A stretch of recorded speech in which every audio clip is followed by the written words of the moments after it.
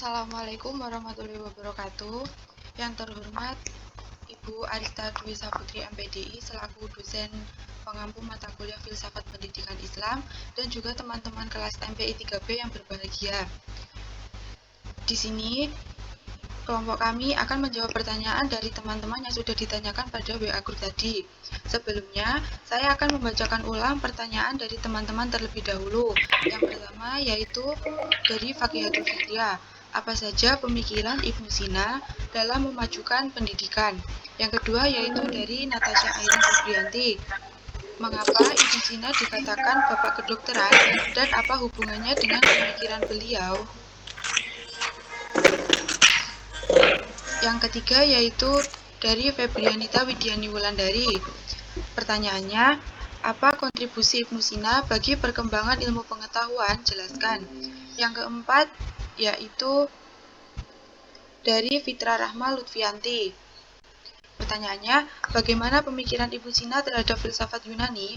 Yang kelima yaitu dari Muhammad Furqan Asy'ari. Karya Ibnu Sina juga tidak bisa lepas dari bidang kedokteran.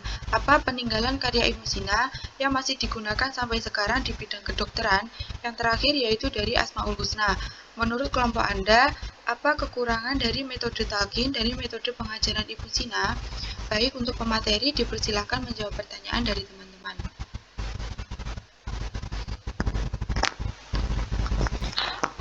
Baik, saya akan menjawab pertanyaan dari Mbak Saudari Asmaul Husna. Pertanyaannya, menurut kelompok Anda, apa kekurangan dari metode talqin, metode pengajaran Ibnu Sina? Terima kasih. Jawabannya, menurut kelompok kami, kelemahan dari metode talqin ini sebenarnya berasal dari siswanya itu sendiri. Dan faktor itu terletak pada penguasaan ilmu tajwid yang masih kurang, seperti pandang pendek, juga pengucapan mahrot yang berbeda-beda. Apakah bisa diterima, Mbak Asmaul? Terima kasih. Ya, sama-sama. Bagi teman-teman yang ingin menambahkan materi atau menyanggah, dipersilahkan.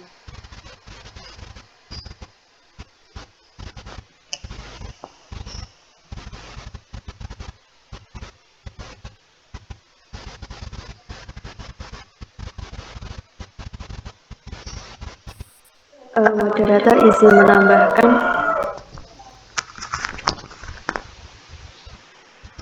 mungkin dalam kelemahannya selain yang disebutkan Mbak Putri, mungkin waktu yang dibutuhkan itu cukup lama dalam penggunaan metode. Nah, selain itu juga mungkin dalam mencari guru maupun orang yang bisa benar-benar menguasai ilmu-ilmu tajwid maupun ilmu-ilmu yang menguasai dalam suatu Al-Quran tersebut untuk membimbingnya. Mungkin seperti itu. Terima kasih Mbak Dila atas tambahan jawabannya. Mungkin dari teman-teman yang lain, apakah ada yang ingin menambah jawaban lagi?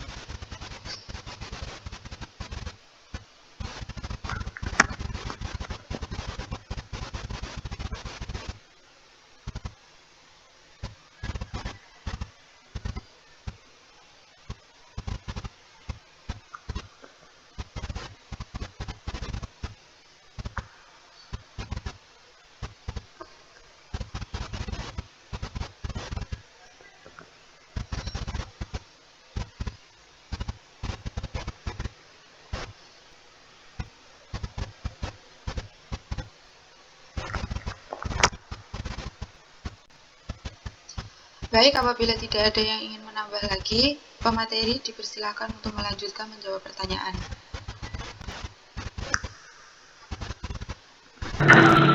Baik, saya akan menjawab pertanyaan dari pagi itu ya.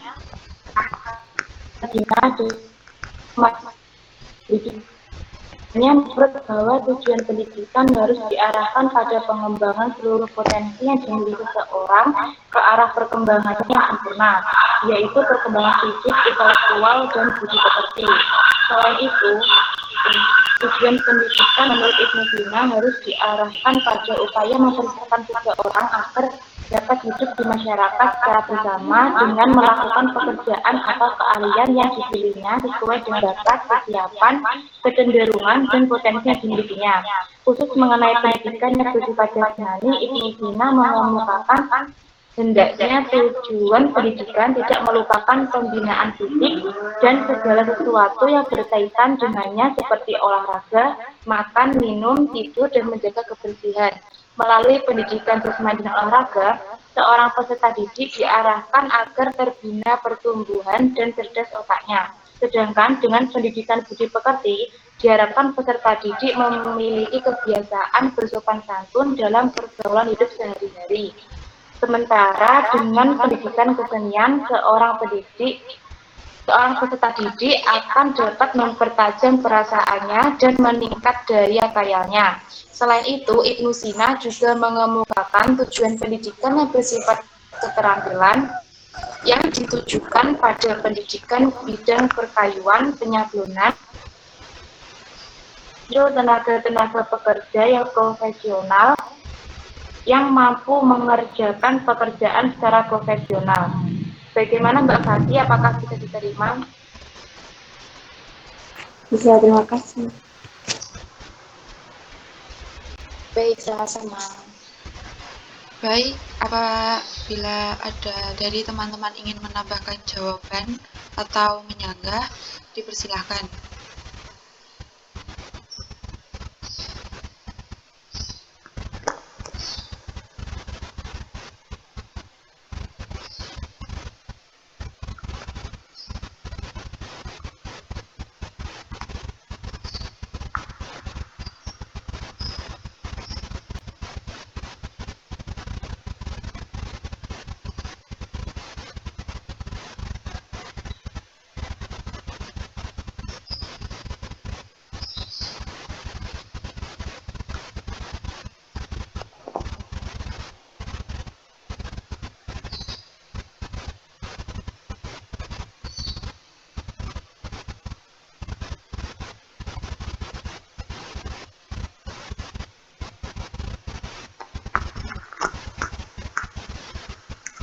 Bagaimana teman-teman? Apakah ada yang ingin menambah jawaban? Belum. Baik, kalau belum, untuk pemateri dipersilahkan untuk melanjutkan menjawab pertanyaan. Baik, selanjutnya saya Mareta Friskanio akan menjawab pertanyaan dari saudari Febrianita. Apa kontribusi Ibnu Sina bagi perkembangan ilmu pengetahuan dan jelaskan? Kontribusi Ibnu Sina bagi perkembangan ilmu pengetahuan yaitu yang pertama, penemu teori penularan TBC. Ibnu Sina adalah ilmuwan yang pertama kali mengemukakan teori penularan virus TBC dan efek placebo. Yang kedua, penemu manfaat etanol. Ternyata yang pertama kali menemukan manfaat etanol tersebut adalah Ibnu Sina. Setiap hendak menangani pasien atau meracik obat, dia selalu mencuci tangannya dengan khamr atau alkohol. Yang ketiga, kitab Al-Qanun fit Tibb atau Canon of Medicine. Karya Ibnu Sina berupa kitab Al-Qanun fit Tibb telah digunakan sebagai buku teks perubahan di berbagai universitas di Prancis. Yang keempat, pelopor aromaterapi. Ibnu Sina juga merupakan penemu teknik destilasi uap yang mengekstrak minyak astri dari herba dan rempah. Selain itu juga dialah yang mengembangkan suatu zat untuk kondensasikan uap aromatik. Oleh sebab itu, maka tak heran dia disebut sebagai pelopor aromaterapi. Dan yang kelima, penemu adanya pengaruh pikiran dan kondisi fisik seseorang. Apakah bisa diterima?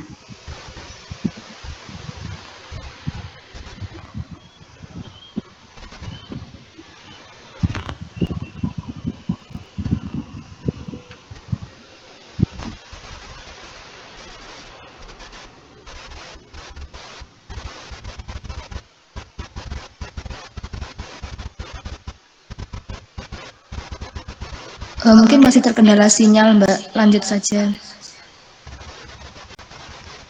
Bagi teman-teman yang ingin menambahkan jawaban, dipersilahkan, atau menyanggah jawaban juga boleh.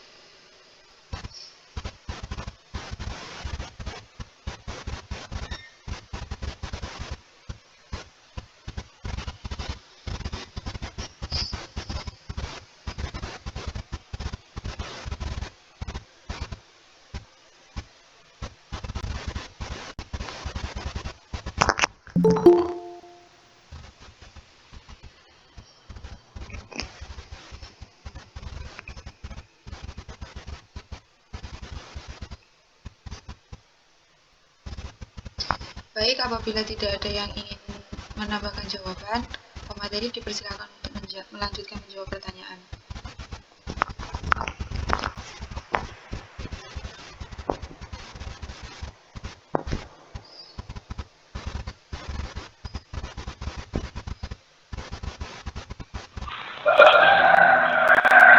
Saya akan menjawab pertanyaan dari Mbak Fitra Rahma Lufianti. Pertanyaannya, bagaimana pemikiran Ibu Nusina terhadap filsafat Yunani?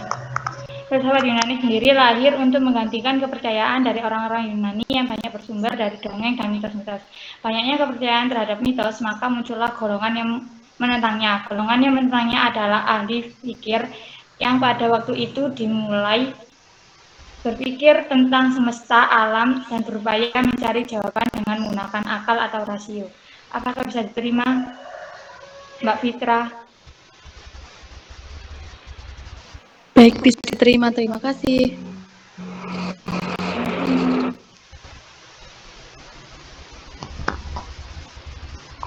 Bagaimana teman-teman, apakah ada tambahan jawaban atau menyanggah?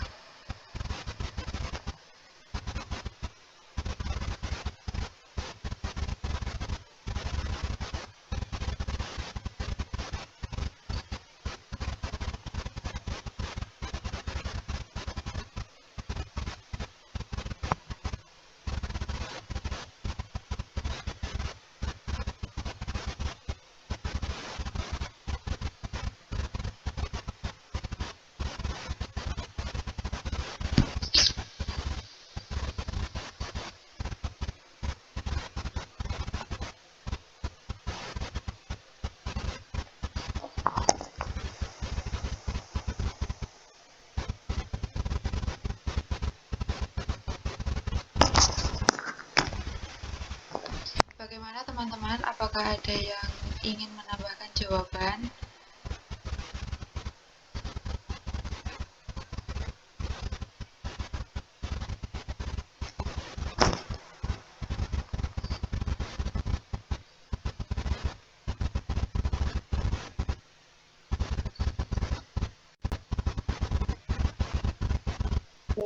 Mungkin belum ada, Mbak.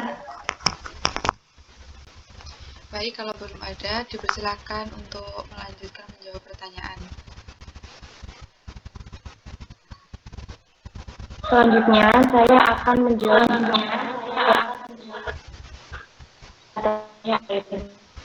Pak Ibnu jika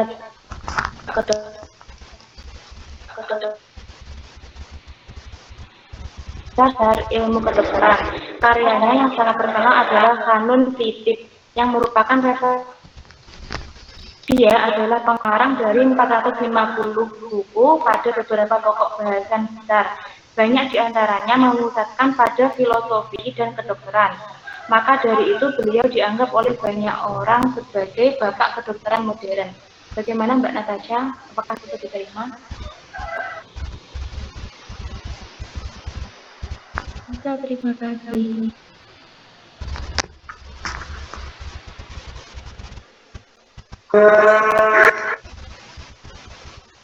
Baik, apakah ada yang ingin menambahkan jawaban atau menyanggah? Dipersilahkan.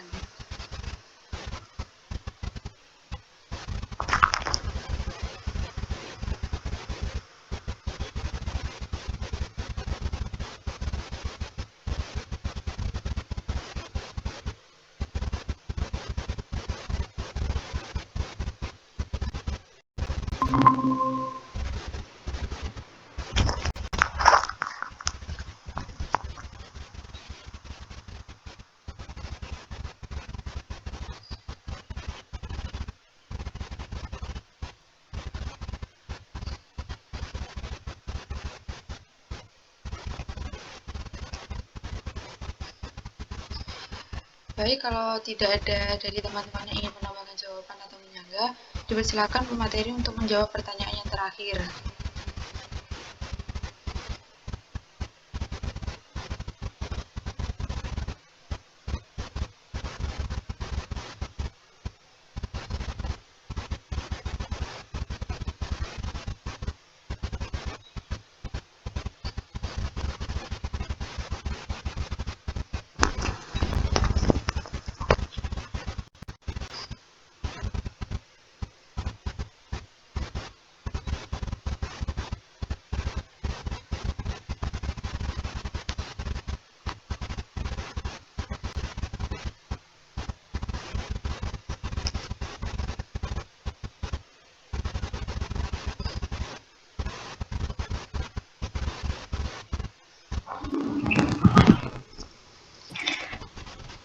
Baik, selanjutnya saya akan menjawab pertanyaan dari Muhammad Furqon Asyari. Karya Ibnu Sina juga tidak bisa lepas dari bidang kedokteran. Apa peninggalan karya Ibnu Sina yang masih digunakan sampai sekarang di bidang kedokteran? Karyanya yang sangat terkenal adalah Al-Hanun fi At-Tib, yang merupakan rujukan di bidang kedokteran selama berabad-abad. Hanun fi At-Tib yang dalam bahasa Inggris telah diterjemahkan dengan nama The Canon of Medicine, berisi tentang berbagai macam cara penyembuhan dan obat-obatan. Di dalamnya tertulis jutaan item tentang pengobatan dan obat-obatan. Karena itu ada pula yang menamakan kitabnya ini sebagai ensiklopedia pengobatan. Selain itu juga ada Asy-Syifa. Dalam buku Asy-Syifa ini, Ibnu Sina juga menuliskan tentang masalah penyakit dan pengobatan, sekaligus obat yang dibutuhkan berkaitan dengan penyakit yang bersangkutan. Sama seperti Hanun Fitib, kitab Asy-Syifa ini juga dikenal dalam dunia kedokteran sebagai ensiklopedia filosofi dunia kedokteran. Kitab ini terdiri dari 18 jilid. Apakah bisa diterima, Saudari Furqon? Jadi karya Ibnu Sina ini masih mempunyai pengaruh yang cukup besar ya di dunia kedokteran modern saat ini. Iya, masih.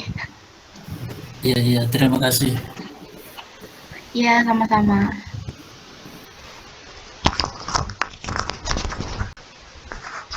Bagaimana dari teman-teman? Apakah ada yang ingin menambahkan jawaban atau menyangga jawaban? Dipersilakan.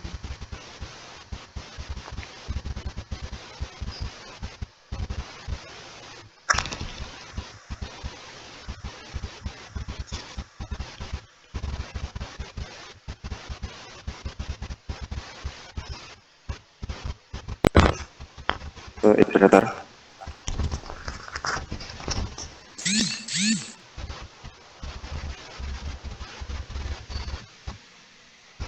Iya, Mas Hanif, silakan.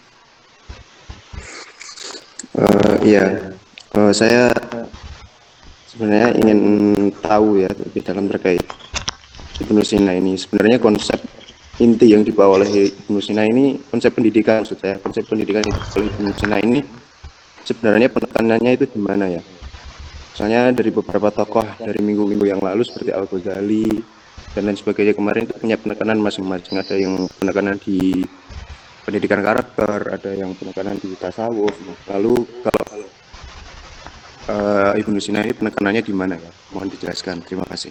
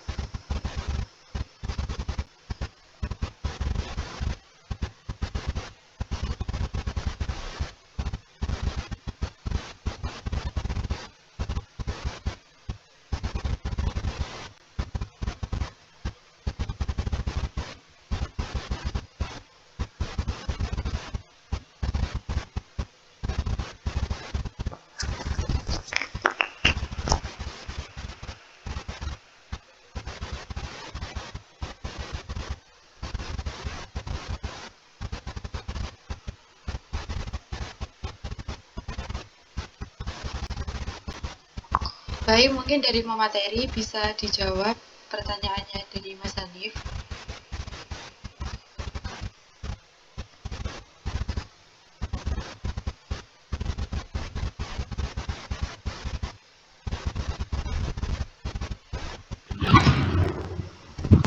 Baik, Ibnu Sina adalah seorang filsuf Islam ternama di bidang ilmu kedokteran. Namun, banyak pemikirannya juga membahas tentang pendidikan dan dianggap berkontribusi pada perkembangan pemikiran pendidikan modern. Apa bisa diterima? Maksud saya begini, setiap tokoh itu punya penekanan masing-masing. Seperti Al-Ghazali kemarin, penekanannya adalah di pendidikan karakter. Kalau siapa ya, Al-Ghazali kalau nggak salah itu ada yang pemikiran penekanannya itu di tasawuf gitu. Maksudnya Ibnu Sina ini penekanannya di mana, masa ilmu kedokteran gitu. Kan sedikit istilahnya kontra dengan materi kita, yaitu pendidikan Islam gitu loh.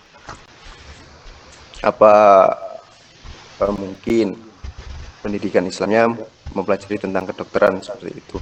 Saya sebenarnya yang ingin tahunya di situ gitu.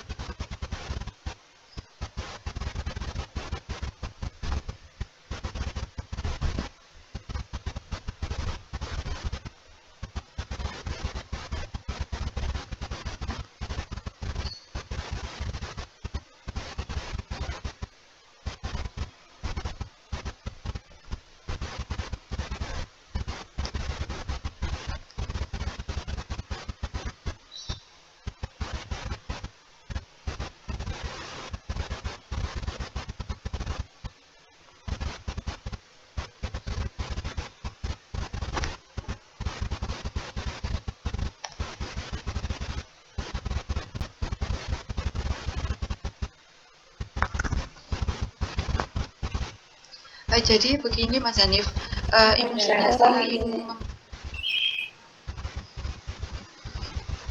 ya gimana Mbak Nabila? Boleh izin mencoba menjawab dari pertanyaannya Mas Hanif tadi.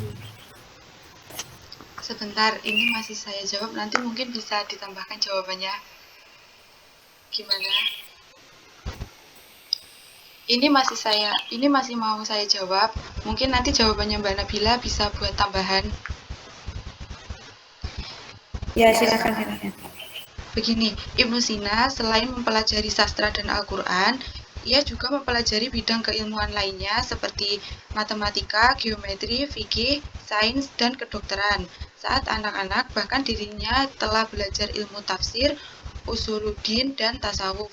Tetapi, seperti yang kita tahu, Ibnu Sina itu lebih menekankan pada pendidikan kedokteran. Bagaimana Mas Hanif?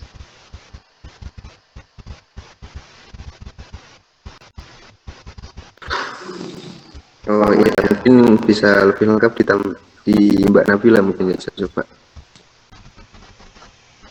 Iya, Mbak Nabila dipersilahkan untuk menambahkan jawaban. Baik, terima kasih.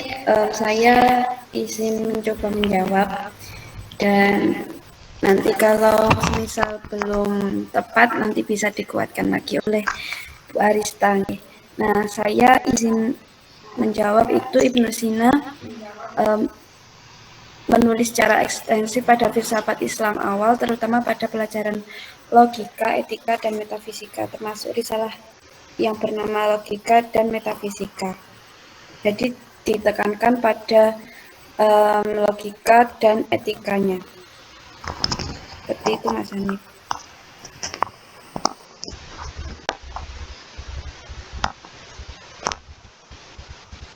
Oh iya Mbak Nabila, terima kasih. Jadi logika dan etika itu kan bisa ditarik ke arah pendidikan karakter gitu ya Mbak, kan soalnya etika itu berkaitan dengan moral juga.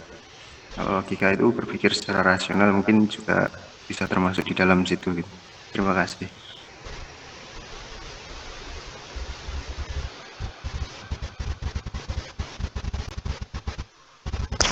Ya, saya kembalikan ke moderator. Baik, terima kasih. Apakah dari teman-teman ada yang ingin menyanggah lagi?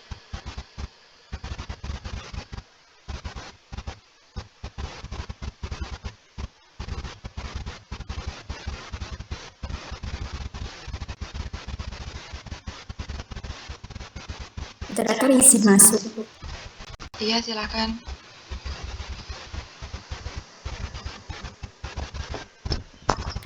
Menanggapi pertanyaan dari Mas Hanif tadi, bahwasanya dalam konsep pemikiran pendidikan Islam menurut Ibnu Sina itu adalah pendidikan yang lebih diarahkan pada pengembangan seluruh potensi yang dimiliki oleh peserta didik. Lebih jelasnya itu menekankan pada pendidikan keterampilan dengan upaya untuk mempersiapkan peserta didik agar dapat hidup di masyarakat secara bersama dengan melakukan pekerjaan yang sesuai dengan bakat, kesiapan, seperti itu, dan potensi-potensi yang dimiliki oleh peserta didik.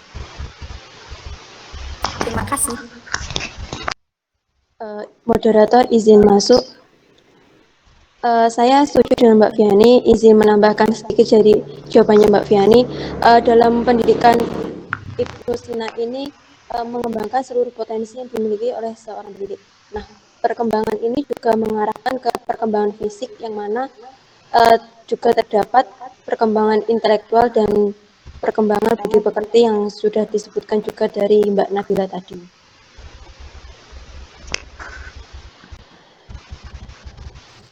Saya tanggapi boleh?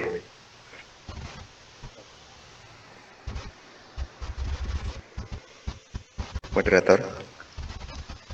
Oh iya, silakan Mas. Oke. Mbak Viani tadi menyebutkan bahwasannya penekanannya juga di bakat dan keterampilan gitu, Mbak. Lalu bagaimana ya metode pengajaran yang dilakukan oleh Ibnu Sina itu? Soalnya kalau masalah pendidikan itu butuh dan perlu metode yang untuk pendekatan ke arah yang dituju itu, seperti bakat dan keterampilan gitu. Mungkin gimana ya?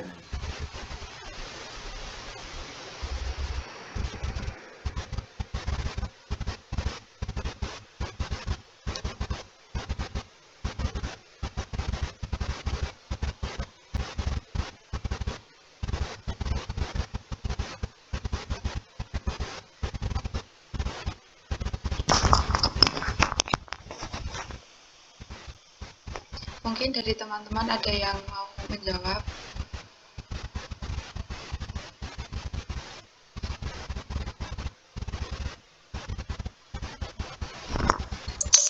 Izin masuk, Mbak.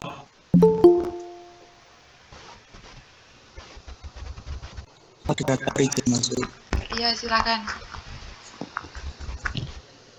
Ya, jadi Ibnu Sina membedakan tahap pendidikan.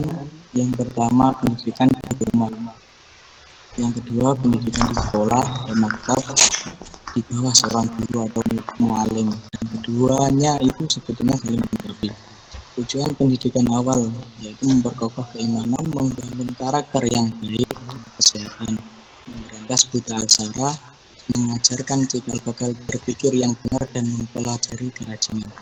Guru di sini harus dipilih secara teliti karena akan sangat berpengaruh pada karakter siswa. Guru harus soleh, bermoral, lembut, berpengetahuan luas, memiliki kebijaksanaan, mampu menghayati karakter siswa, menilai bakat mereka untuk menuntut aneka lapangan pengetahuan supaya mampu memberi saran tentang kajian lanjutan pada tahap akhir kehidupan.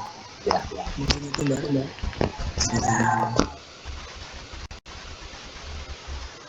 Oh ya, terima kasih Mas.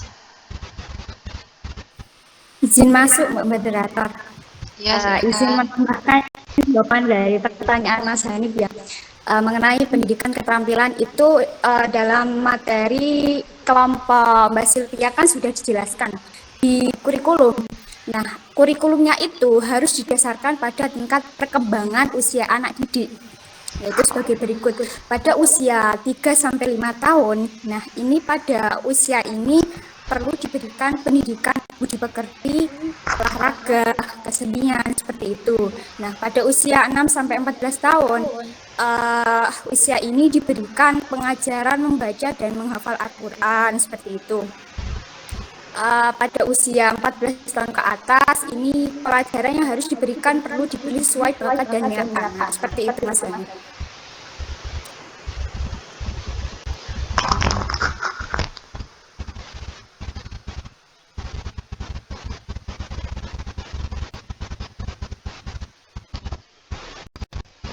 Bagaimana Mas Hanif? Apakah bisa diterima? Ya, terima kasih Mbak Fiani. Mungkin cukup, Pak. Baik, mungkin dari teman-teman apakah ada yang ingin bertanya lagi atau yang lainnya? Dipersilahkan.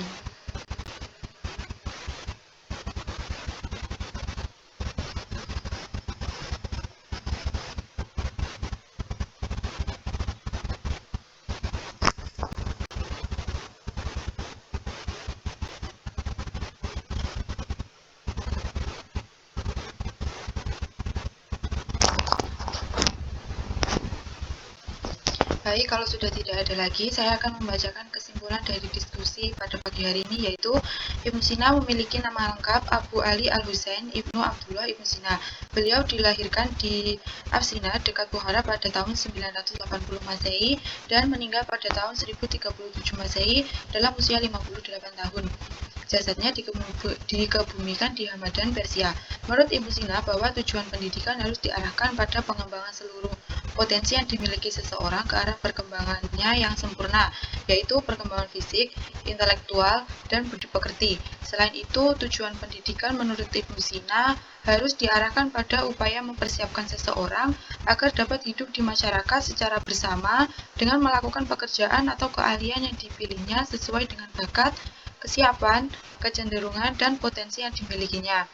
Adapun karya Ibnu Sina yang terkenal yaitu Kanun Fitib yang merupakan referensi di bidang kedokteran selama berabad-abad.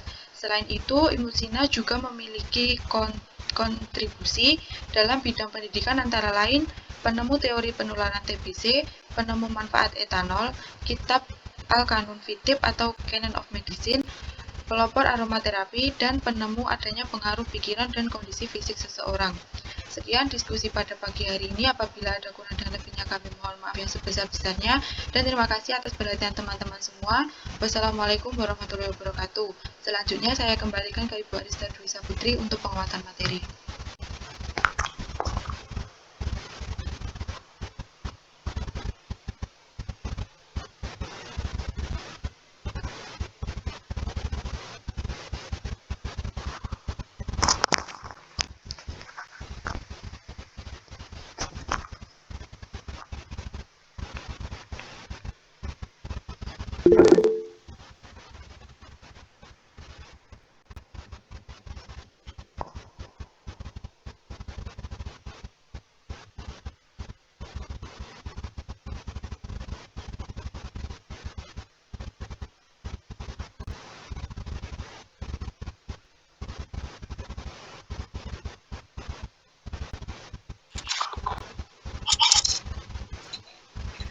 Mohon maaf, saya pakai HP 2 ya, karena